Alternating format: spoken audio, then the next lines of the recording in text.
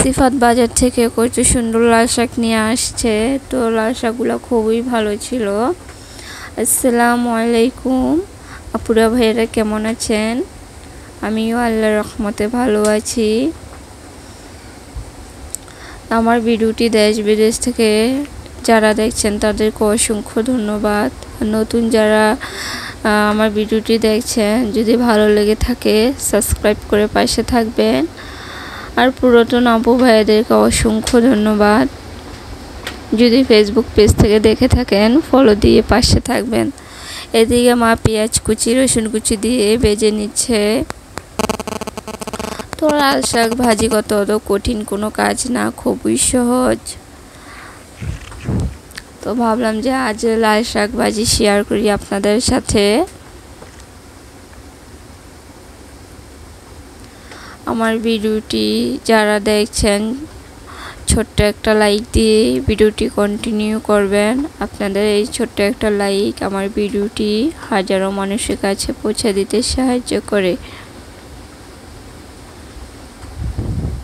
তো এদিকে মা স্বাদ মতো লবণ দিয়ে দিয়েছে শাকের ভিতরে।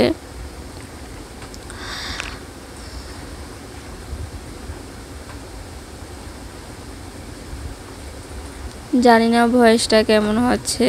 বিকালে ভয়েস দিতে চেয়েছিলাম হাঁস মুরগি দিতে গিয়ে বৃষ্টি নেমে গেছে, তারপর আর দেওয়া হয়নি। ঘরে এসে ছোট বাবু আছে, তার জন্য চিল্লাচিল্লি হয়, তার জন্য আর ভয়েসটা ওইভাবে দেই না, হেডফোনে দিচ্ছি।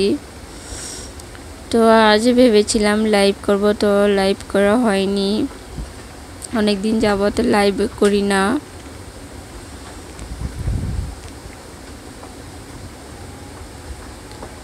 তো আজ 2 দিন যাবত শরীরটা খুবই অসুস্থ। তো এই যে এদিকে মাকে বলছিলাম যে শাকে কাঁচামরিচ দিবেন, বলছিল যে এনে দাও। তারপর আমি 4টা মরিচ নিয়ে এসেছি। তো বলতেছিল যে একটু শাকে কি 4টা দিব। আমি বলতেছিলাম যে না 2টা দেন, আর 2টা রেখে দেন, যদি সিফাতের কাছে ভালো লাগে কাঁচামরিচটা ভেঙে খাবে শাকের সাথে। তো আমি বলছিলাম যে শাকের মরিচটা ভেঙে দিয়ে না, তাহলে শিফা আর খেতে পারবে না, তার জন্য আর শাকের মরিচটা ভাঙে নাই। এদিকে কি হলো, শিফা শাক খেতে চেয়েছে, ওর বাটিতেই একটা মরিচ, বড় মরিচ চলে গেছে। তারপর আমি দেখলাম ওর প্লেটে একটা মরিচ, তারপর মরিচটা নিয়ে মাকে দিলাম, মা আবার করে এতে দিয়ে দিল।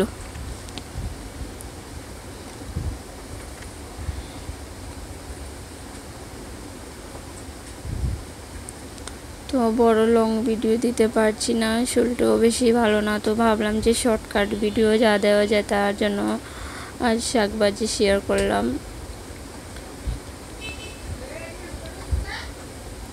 তো এদিকে আমাদের শাক ভাজি হয়ে গিয়েছে, মা বাটিতে নামিয়ে নিচ্ছে। তো আমার ভিডিওটি কেমন লেগেছে সবাই কমেন্ট করে জানাবেন। খুবই সুন্দর হয়েছে, দেখেন শাক ভাজিটা। আজকের ভিডিও পর্যন্ত, আল্লাহ হাফেজ।